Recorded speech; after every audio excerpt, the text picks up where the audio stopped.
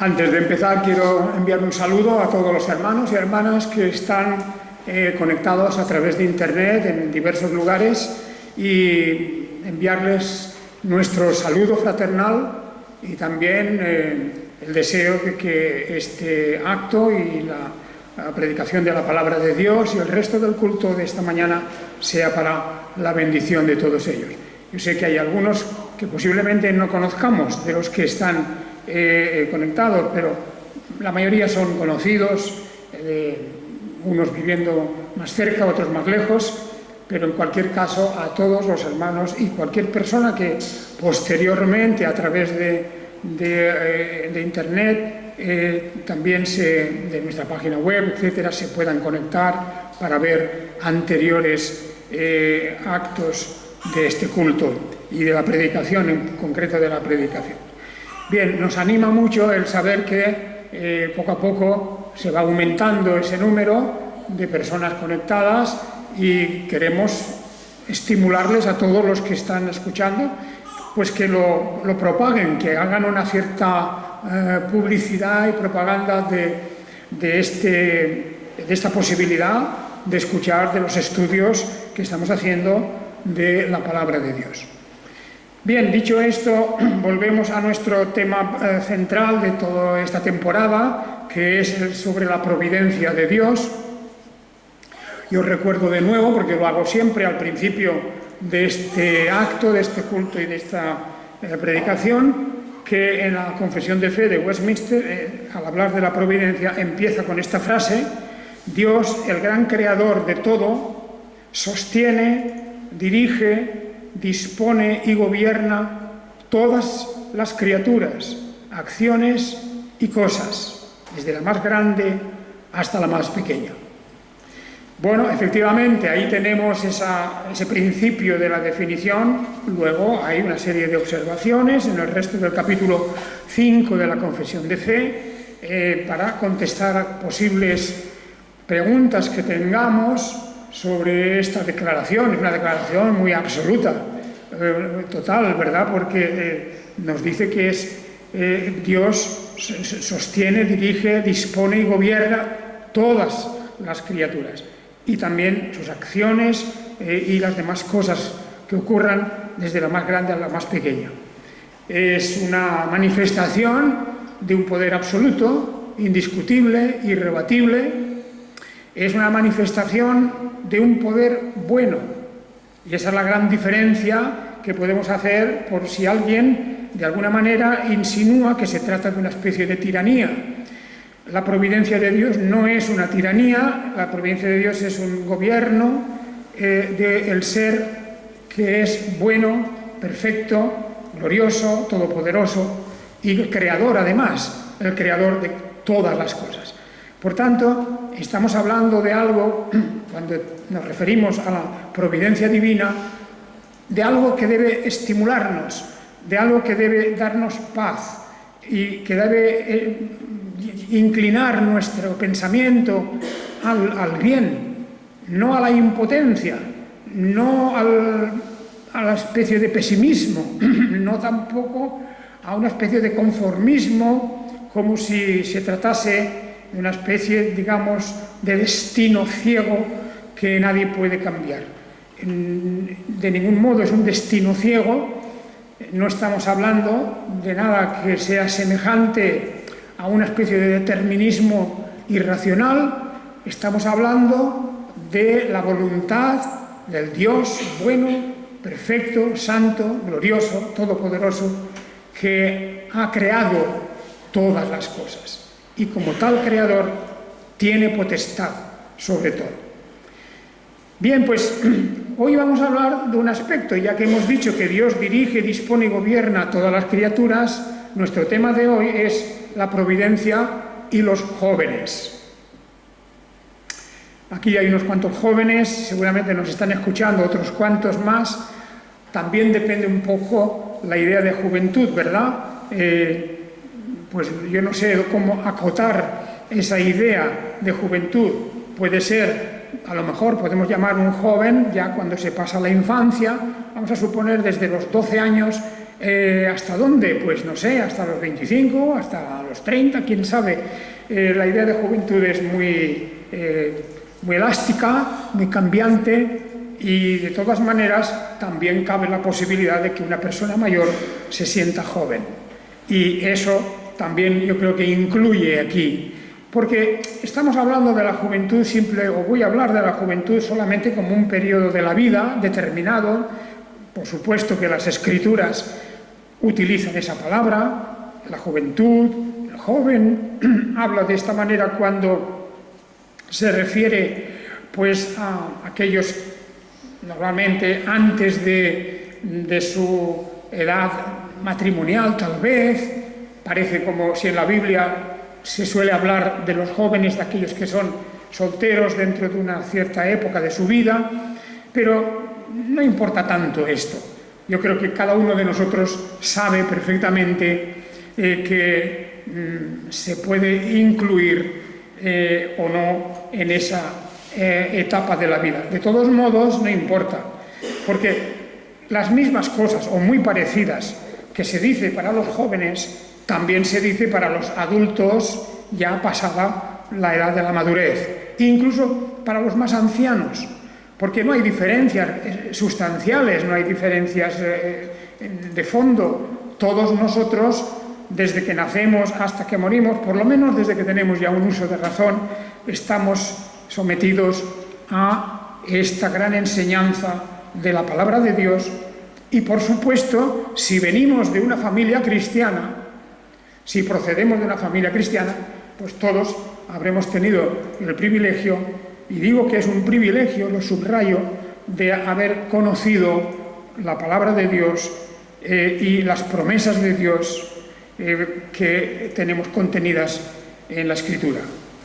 No olvidemos aquellas palabras del apóstol Pedro, cuando dice en aquel gran día de Pentecostés, dice: porque para vosotros y para vuestros hijos es la promesa, para todos cuanto el Señor ha llamado, para vosotros y para vuestros hijos.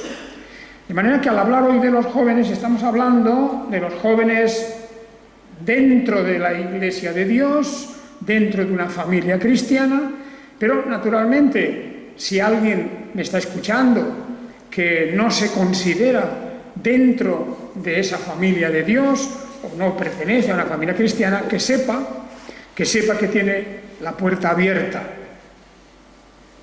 La puerta abierta. Dios no cierra la puerta ni a jóvenes ni a adultos.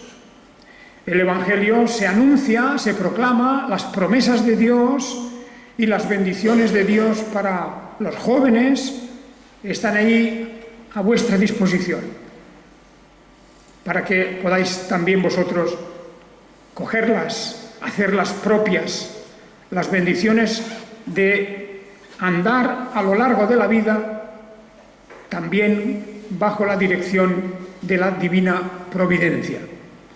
Bien, quisiera yo pues decir unas cuantas cosas en cuanto a este periodo de la vida que es la juventud. Mirad, a los jóvenes os puedo decir, como es evidente para todos, la providencia de Dios es la que nos ha traído al mundo en un momento determinado, en algún lugar de la tierra, dentro de una familia. Nosotros no hemos elegido eso.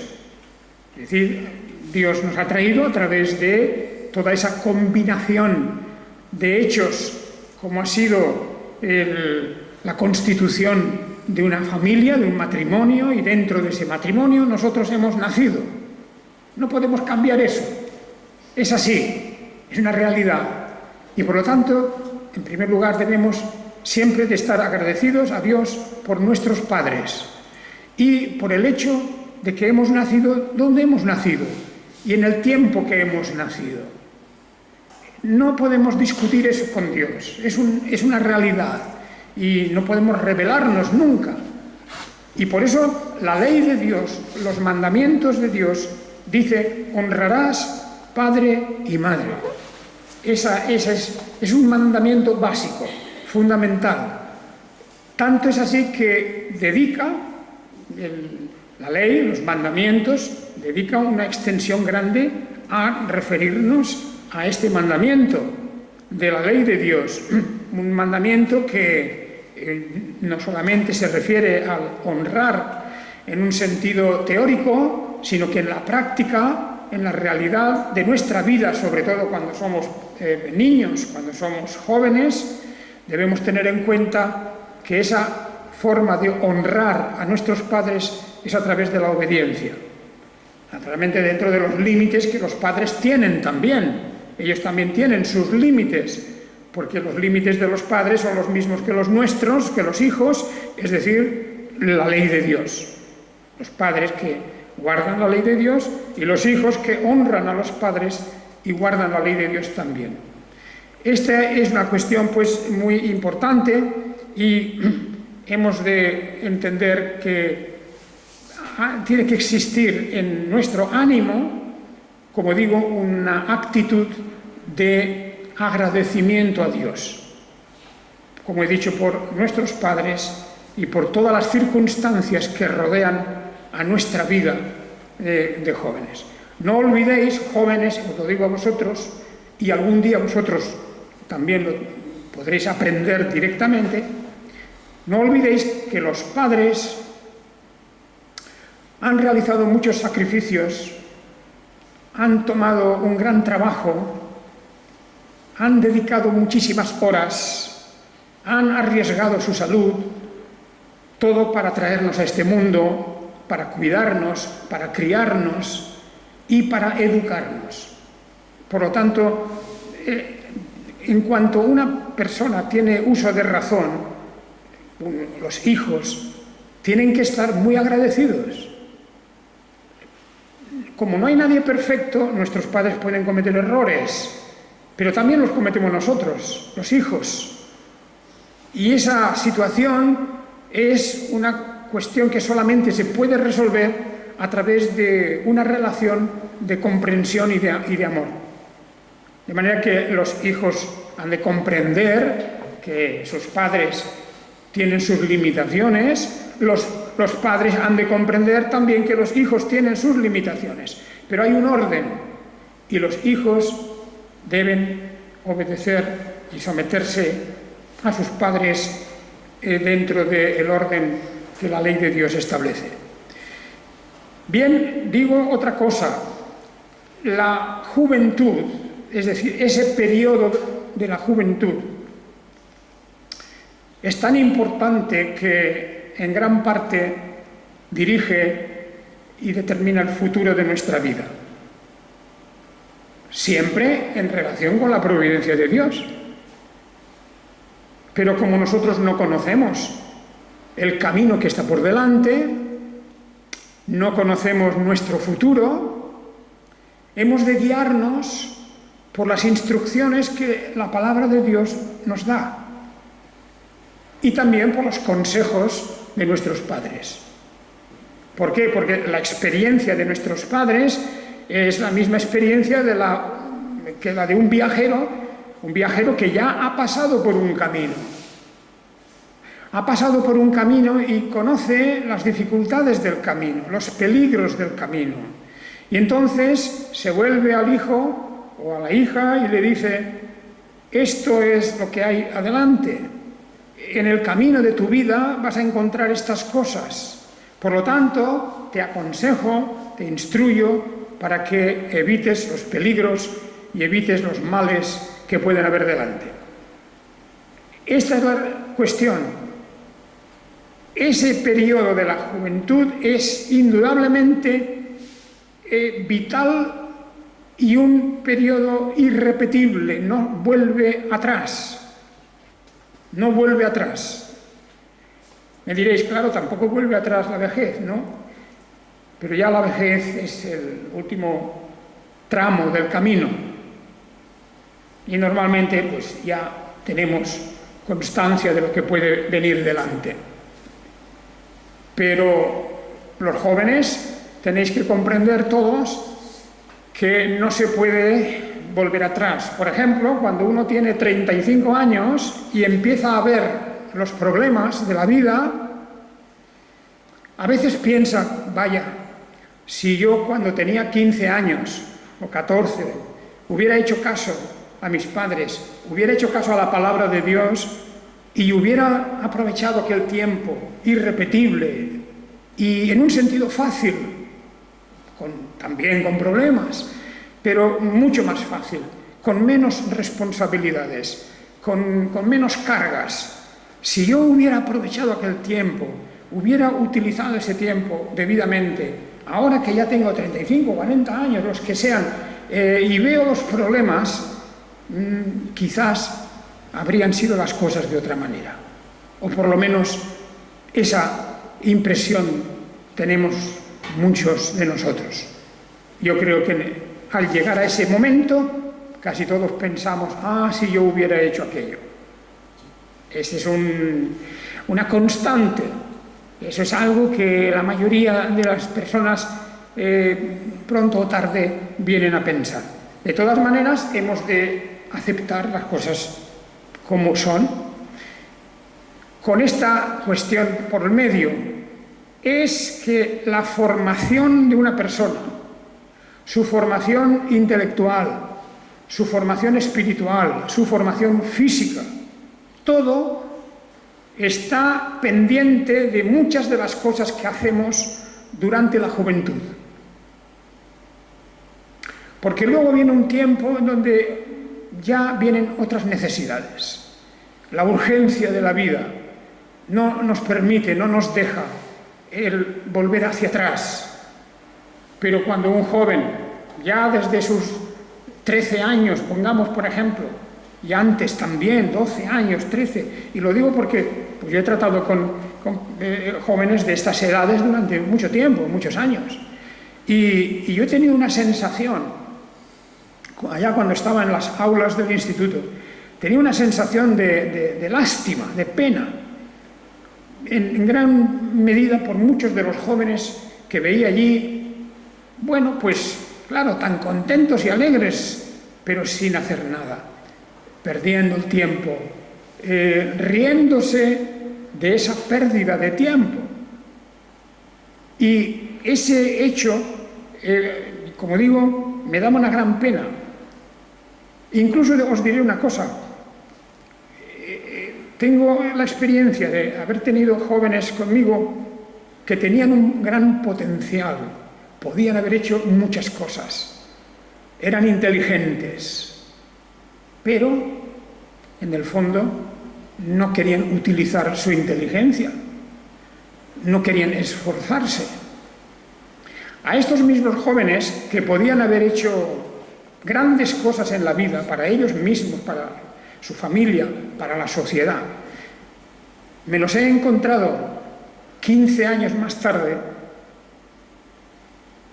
y no han salido en ningún sentido social, económico, digamos, de utilidad en la sociedad, no han salido de un nivel muy, muy bajo, que los ha colocado en la parte más ínfima de la sociedad, y podían haber sido algo grande.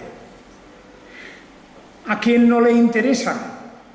¿A quién no le interesa prosperar, crecer intelectualmente, ser útil, hacer cosas importantes?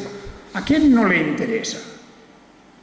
Bueno, yo creo que es un poco como las Escrituras nos avisan del perezoso o de la persona que no tiene interés en nada, pero que luego, al llegar el tiempo difícil, se lamenta, se queja de lo mal que le van las cosas. Así que tened en cuenta esto, porque es la realidad, es la realidad de la vida.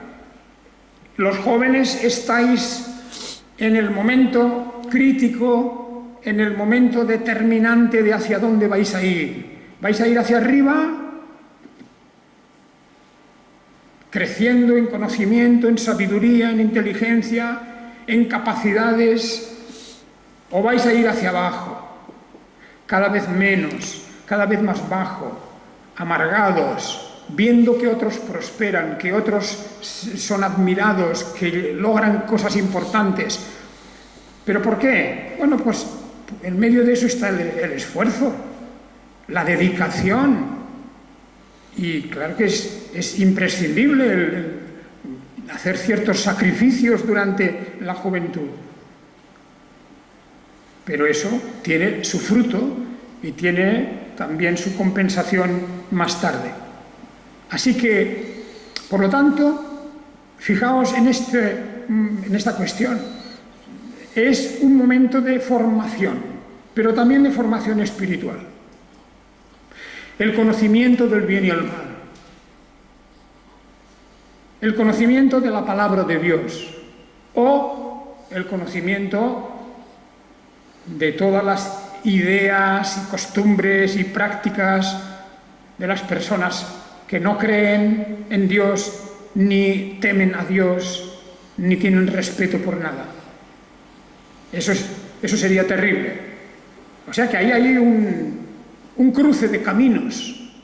Estamos en un cruce de caminos en el periodo de la juventud y depende hacia dónde vamos, qué camino seguimos. Aquí es donde, naturalmente, los padres, pero también nosotros aquí en la Iglesia, el pueblo de Dios, tienen que aconsejar, tienen que inducir a los jóvenes a seguir en el buen camino, porque eso tiene su premio, su compensación.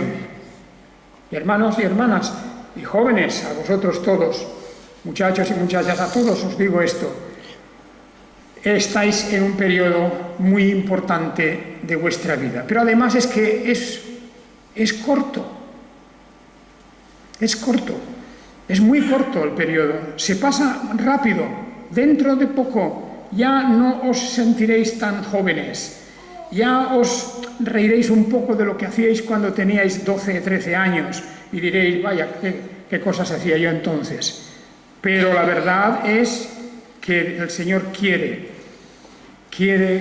que tengamos en cuenta esta realidad de la vida y de la juventud tan corta. En el Salmo 110, versículo 3, dice: en el día de tu poder, tu pueblo se ofrecerá voluntariamente en la hermosura de la santidad. Desde el vientre de la aurora, tienes el rocío de tu juventud. Fijaos esta frase metafórica: tienes el rocío de tu juventud.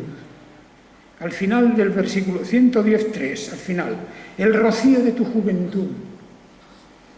¿Qué quiere decir eso del rocío de tu juventud? Bueno, el rocío siempre es bonito verlo por las mañanas en las plantas y da ese frescor, esa alegría, esa belleza, pero el rocío desaparece enseguida. El rocío desaparece enseguida. Y se compara aquí a la juventud, se le compara con el rocío mismo. Tu juventud es como el rocío, se pasa rápidamente y luego ya no existe. Bien, pues ahí tenéis unas cosas que son fundamentales. Y pues, por supuesto, yo estoy hablando muy directamente a jóvenes que tenéis el privilegio de haber tenido conocimiento de la fe cristiana. Igual que aquel Timoteo en el Nuevo Testamento, de aquel ayudante del apóstol Pablo, de aquel pastor, aquel Timoteo que providencialmente nació en una familia donde su madre y su abuela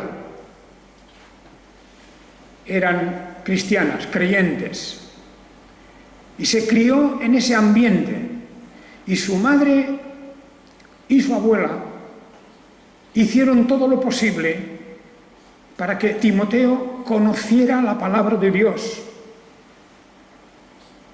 Y por eso se le recuerda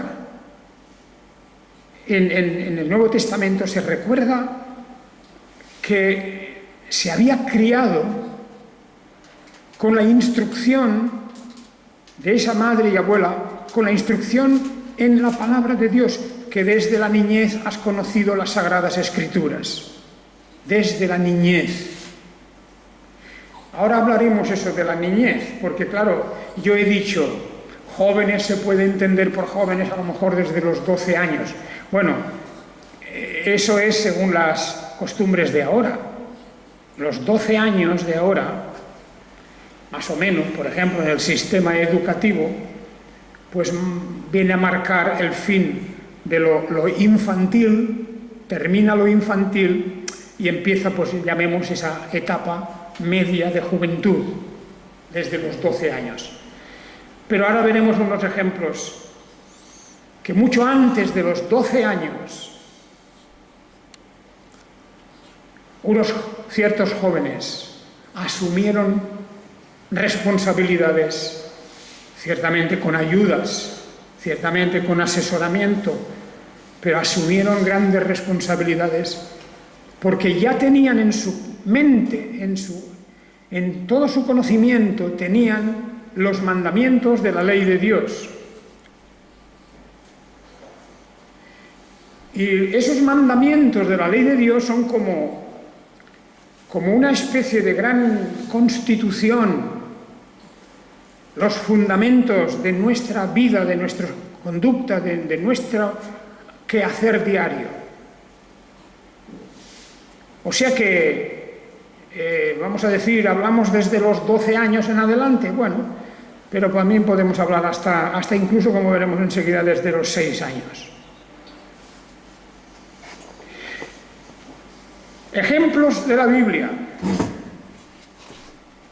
Bueno, en primer lugar, lo que hemos de decir es que las declaraciones bíblicas son muy directas. Así pues, por ejemplo, claro está, en el Salmo 19. El Salmo 19 nos dice, en el versículo 9 en concreto, nos dice: el temor de Yahvé es limpio, permanece para siempre. Los juicios de Yahvé son verdad, todos justos. Todos justos. Fijaos aquí cómo se exalta el poder de la palabra de Dios. El temor de Yahvé es limpio. Respeto a Dios, esa es la cuestión, respeto. El temor significa el respeto. Y también el considerar la ley de Yahvé es perfecta, restaura el alma, dice el Salmo 19, el testimonio de Yahvé es fiel, hace sabio al sencillo, los mandamientos de Yahvé son rectos, alegran el corazón. Todo esto por la Biblia. Algunos jóvenes puede ser que digáis, bueno, la Biblia yo ya la conozco de hace muchos años. Bueno, una cosa es conocer la Biblia e incluso pues haberla leído. A veces yo recuerdo los pequeños, los más pequeños, bueno, pues que son más inquietos y les cuesta más prestar atención y a veces la lectura de la Biblia en casa o en la iglesia a lo mejor les parece algo pesado, les parece un poco largo,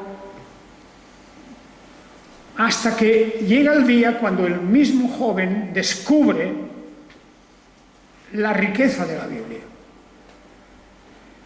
la historia de todo lo que ha acontecido en esta nación de Israel y todo lo que el pacto de Dios significa con ese pueblo.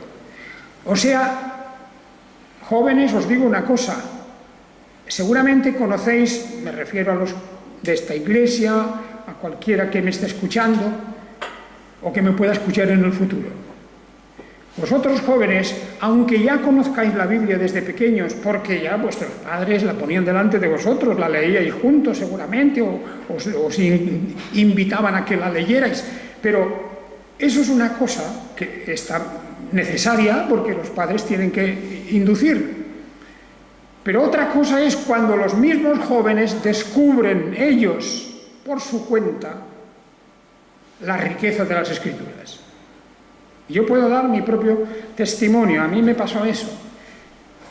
A mí mismo me pasó eso. Ya un poco tarde, ya no era un niño de 14 años. Tenía un poco más de eso. Y aunque ya conocía algo la Biblia, porque había empezado a ir a una iglesia, y mis padres, etcétera, pero una serie de circunstancias me llevaron a mí también a leer la Biblia con hambre, con sed, con el deseo de conocer qué dice este libro, qué me dice a mí también. Y esa es la diferencia. O sea que, jóvenes, ya conocéis la Biblia, muy bien, pero la pregunta mía es, ¿habéis descubierto la Biblia por vosotros mismos? Porque en ella tenéis todo lo que es necesario saber. Y muy rápidamente quisiera daros algunos ejemplos. En la Biblia hay ejemplos que no tenemos que seguir, malos ejemplos, y hay buenos ejemplos. Claro, porque el ejemplo es un punto de referencia. Hacer o no hacer como el otro ha hecho las cosas. Es una referencia. Y hay buenas referencias y malas referencias. Hay buenos ejemplos y malos ejemplos. Por ejemplo, acordémonos de aquellos jóvenes, y son ejemplos de jóvenes en general, aquellos jóvenes hijos del sacerdote Elí. En el libro primero de Samuel, en el capítulo 2, tenemos la historia de Elí. Vosotros la conocéis. Casi todos la conocéis, estoy seguro, o todos. Es una historia lamentable. Es una historia lamentable porque Elí era un buen hombre, débil de carácter, pero era un buen hombre, un amante del Señor. Y luego también en su vejez ya no tenía control, no podía tener control de sus hijos. Y tímidamente, con bastantes temores, alguna vez reprendió algo suavemente, diríamos, a sus hijos. Sus hijos, bueno, estaban desbocados, hacían lo que querían, aprovechaban su posición, porque Elí, su padre, era el sumo sacerdote en Israel en aquel momento, y por lo tanto tenían una influencia enorme y se aprovechaban de aquello y hacían lo que querían sin importarles a ojos del pueblo. Se convirtieron en verdaderos gamberros y además ya en personas que oprimían a los demás, que se aprovechaban de todo, sea del prójimo, andaban con las mujeres que querían, luego tomaban de la riqueza del templo, en fin, de todo. Esta es una cuestión que hemos de recordar siempre, la desgracia de Elí. Bueno, todo aquello vino sobre Dios, sobre Israel, un castigo. El arca de Dios fue robada. Al enterarse, el pobre Elí le dio un ataque a su corazón y cayó redondo, cayó muerto. Pero también podríamos decir, cuando repasamos la historia del Antiguo Testamento, como sabéis, el pueblo de Israel quedó unificado con el rey David. Todas las tribus de Israel aceptaron a David como rey en un cierto momento, no sin ciertas tensiones y problemas, porque ya sabemos que las tribus de Israel eran en un principio muy independientes unas de otras, y cada, como ya sabemos, de orígenes diferentes también, por parte de madre. Pero lo que ocurrió fue que llegó un momento en que esa unión de Israel, que duró muy poco, duró el reinado de David, el reinado de Salomón y un poquito del hijo de Salomón, Roboam. Duró ese periodo de tiempo. Y en ese tiempo donde Roboam, con muy poca sabiduría, no aprovechó las posibilidades de mantener la unidad, pues el reino se dividió. Se levantó Jeroboam, un hombre que no tenía ninguna clase de legitimidad para hacer lo que hizo, se sublevó contra Roboam y formó un nuevo reino, el reino del norte, que casi siempre llamamos Israel, y al reino del sur le llamamos Judá. Pues bien, la historia del reino del norte, del reino de Israel, es una historia verdaderamente dramática, porque casi todos sus reyes, digo casi porque no todos, hubo alguno que es excepción, pero casi todos los reyes del reino del norte fueron malos, pésimos, rebeldes contra Dios, contra la ley de Dios, idólatras, se apartaron de Dios. El mismo Jeroboam, ya para afirmar su independencia respecto a Judá, pues él ya estableció, como sabemos, nuevos sacerdotes, nuevas festividades, un nuevo templo, nuevos ritos y nuevas divinidades también. Ya no era Yahvé el único Dios. Y cuando vamos leyendo la historia del Reino del Norte, pues vemos que va de mal en peor, hasta que llegamos a aquel periodo ya último de Israel, en el reinado de Acab y de su mujer Jezabel, con su persecución contra los profetas de Dios y con todas las cosas terribles que hicieron. Bueno, pues ahí tenemos un mal ejemplo, porque muchos de estos reyes empezaron a reinar muy jóvenes. Hubieron traiciones, hubieron matanzas, hubieron sublevaciones, hubo una pérdida de poder en el reino del norte hasta que cayó definitivamente en manos de los asirios y fue destruida. Samaria fue destruida terriblemente y la culpa indudablemente fue la de sus reyes y del pueblo que los siguió. Y repito que muchos de estos reyes, precisamente porque morían muy jóvenes, la mayoría de ellos asesinados o en batallas, y les heredaban hijos jóvenes también. Esto también pasó en el Reino del Sur, por cierto. También pasó en el Reino del Sur. Pero en el Reino del Sur, en Judá, tenemos una muy buena lista de reyes que verdaderamente fueron un ejemplo. Ahí tenemos a un rey, en el libro segundo de las Crónicas está esto, tenemos a un rey que fue Abías. Este no es muy conocido seguramente, pero en realidad Abías era un nieto de Salomón.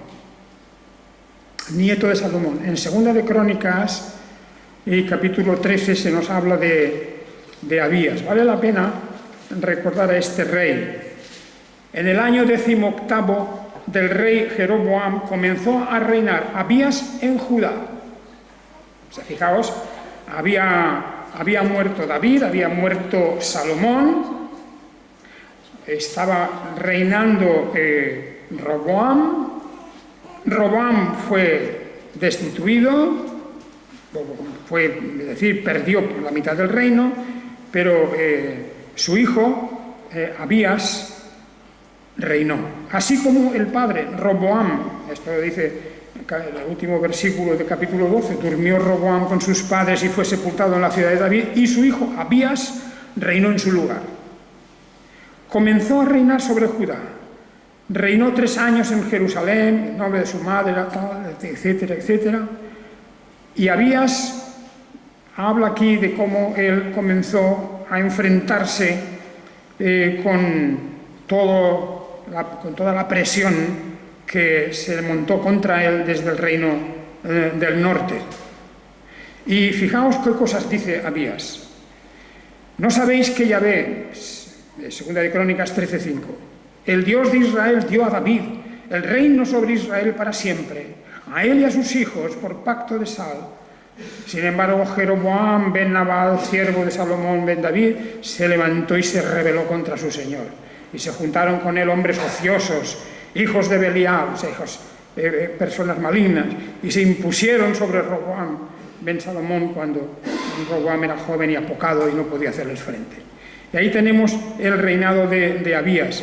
La diferencia que hay entre este Abías y Jeroboam Abías se mantuvo fiel al Señor.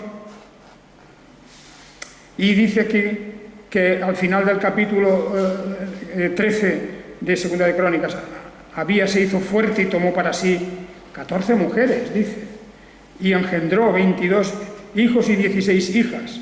El resto de los hechos de Abías, sus caminos y sus dichos están escritos en los relatos del profeta Iddo. Y luego viene, cuando murió Abías, viene su hijo Asa. Hizo lo bueno. En el capítulo 14, Asa hizo lo bueno y lo recto ante los ojos de Yahvé su Dios, porque suprimió los altares de culto extraño y los lugares altos, y quebró los pilares y taló las aseras, y mandó a Judá que buscara a Yahvé, el Dios de sus padres, y que pusiera por obra la ley y el mandamiento. Esto era gente joven, eran reyes jóvenes, heredaron sus tronos muy jóvenes. Y también podríamos hablar de Josafat con dudas, ¿verdad? Ya he hablado muchas veces de este rey Josafat. Hizo lo bueno por una parte, pero era un ingenuo y se alió nada menos que con Acab, el rey del norte, y allí fue su perdición en gran parte. Pero, en fin, podemos decir que, sin embargo, claro, Josafat, como anduvo un poco entre aguas turbias, pues su hijo, Joram, ya hizo lo malo directamente, nos dice el capítulo 21 de Segunda de Crónicas, hizo lo malo. Y también su hijo Ocosías, el siguiente. De manera que en Judá también hubo un momento de una degradación. Tenemos el relato de dos reyes que empezaron a reinar muy jóvenes.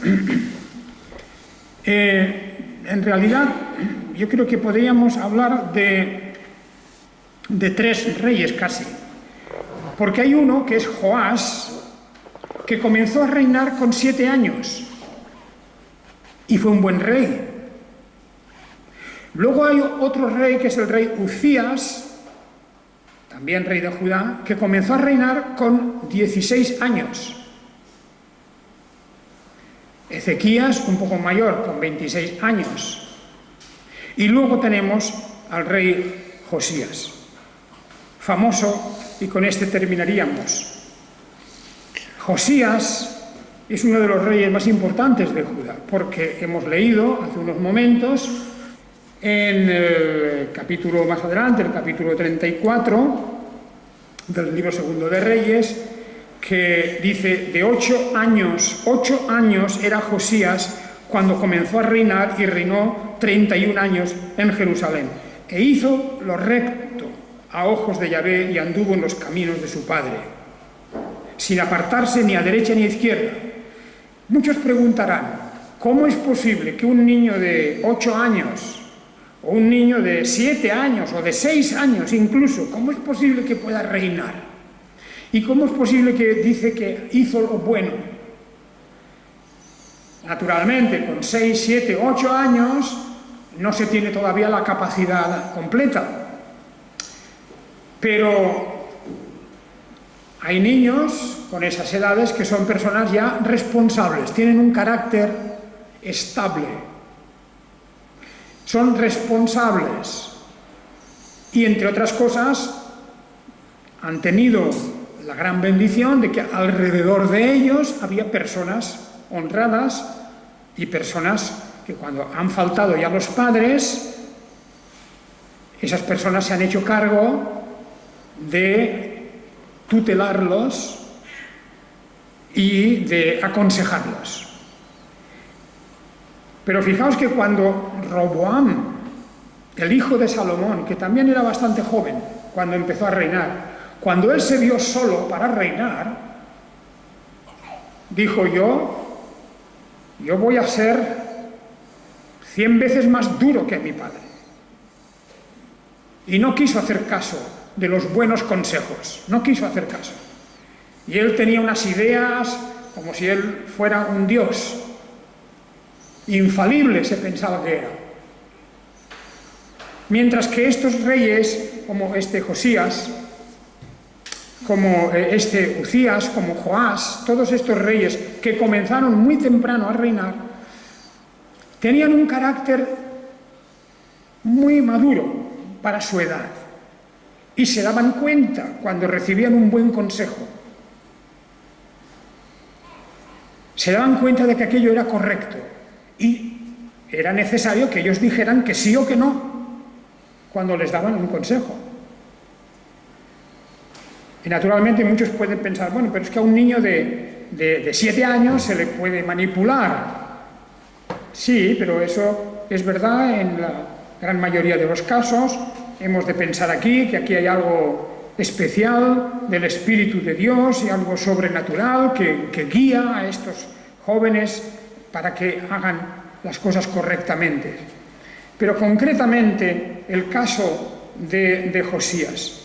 Josías, con 8 años, comienza a reinar, dice. También con sus asesores, con sus ayudantes, con todo lo que queráis, pero él tiene la última palabra como rey. Y dice que hizo lo recto a los ojos de Yahvé y anduvo en los caminos de David su padre, sin apartarse ni a derecha ni a izquierda. De manera que él tenía ya un conocimiento de lo que habían hecho los anteriores, desde su propio padre, Joás, desde ese padre hasta David. Y él ya distinguía lo que estaba bien y lo que estaba mal. Sabía diferenciar entre el bien y el mal, y eso es muy importante. Porque lo que vemos en muchos casos hoy en jóvenes, no ya de 8 años, sino de 16 y hasta de 20 y 25, no diferencian entre el bien y el mal. Esa es la cuestión. No hay diferencia entre lo bueno y lo malo. Hacen lo que les apetece.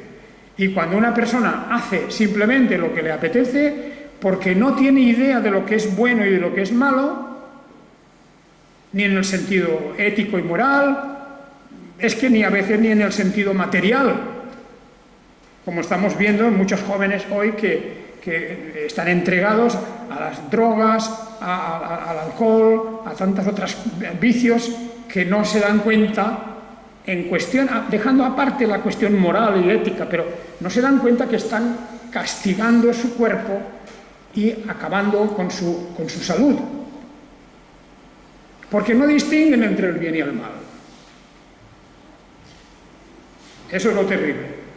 Pues bien, Josías, desde los 8 años, pero con esto termino, había ocurrido una cosa, que mucho tiempo antes el libro de la ley de Dios se había perdido,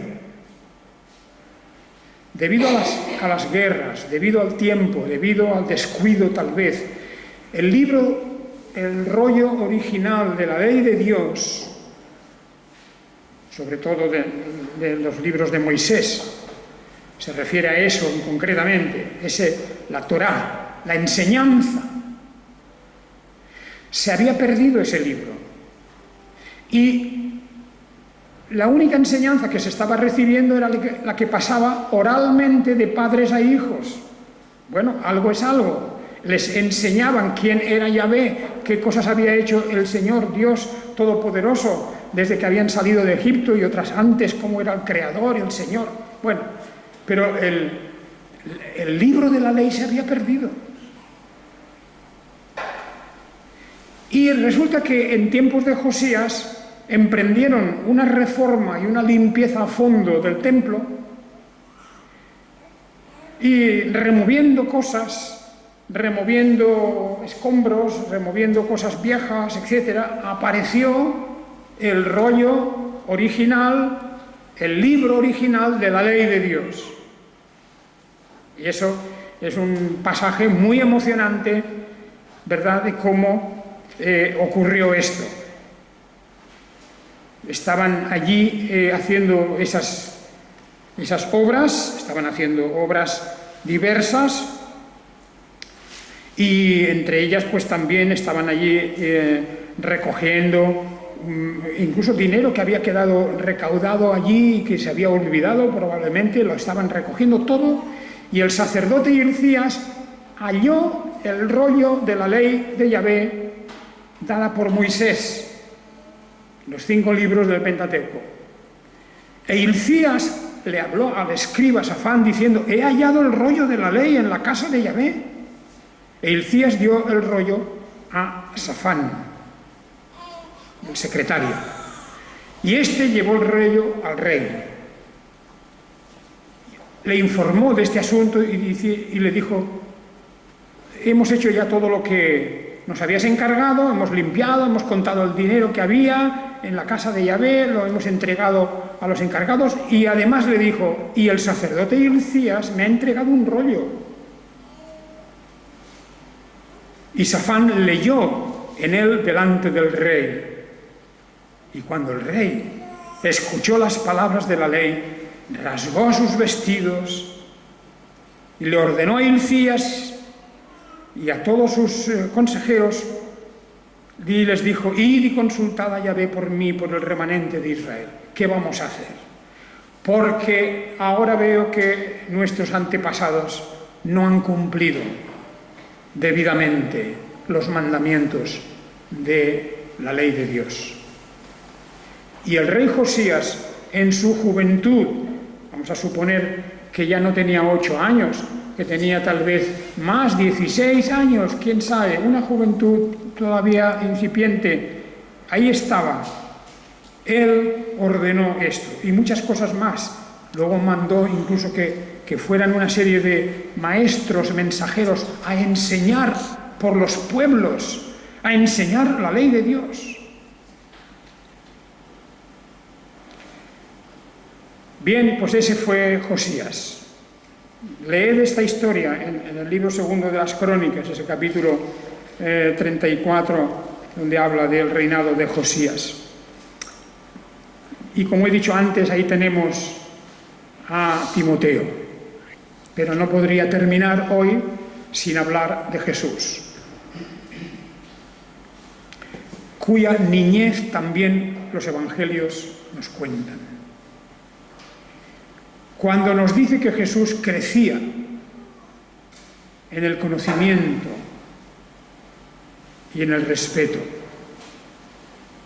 de la ley de Dios y de Dios, está hablando de Jesús como hombre, como persona humana, en su naturaleza humana. Jesús crecía en fortaleza y en conocimiento. Y, naturalmente, en su relación con sus padres, en obediencia, en respeto.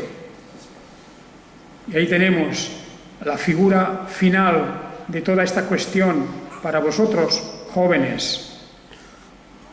El modelo es la persona de Jesús, en su infancia, lleno de sabiduría, de conocimiento. Jesús, en esa edad entre los 11 y 12 años, en el templo, rebatiendo a los sabios, hablándoles de las Escrituras, Él. Y ahí nos demuestra la grandeza de la palabra de Dios en nuestra vida, lo mucho que puede hacer en nuestra mente. De manera que quiero terminar con esta exhortación a todos los jóvenes que me puedan estar escuchando, y a los mayores, también a los adultos, porque aunque ya la época de la juventud ha pasado, el rocío de la juventud se ha desvanecido, se ha secado. Sin embargo, ahí tienen la experiencia para poder aconsejar a los jóvenes. Y los jóvenes deben recordar su responsabilidad ante Dios, porque un día pensarán: qué bien que obedecí a mis padres, qué bien que obedecí la palabra de Dios. Otros tal vez piensen: qué lástima que no lo hice, porque ahora casi ya es tarde. Se pasó la juventud y ya es muy difícil volver atrás. Pero ahí está siempre la esperanza, que el Señor dice y promete que todo aquel que va a Él, todo aquel que se acerca a Él, Él no lo echa fuera, Siempre podemos clamar a Dios, siempre podemos pedir su ayuda. Que el Señor os bendiga a todos. Amén.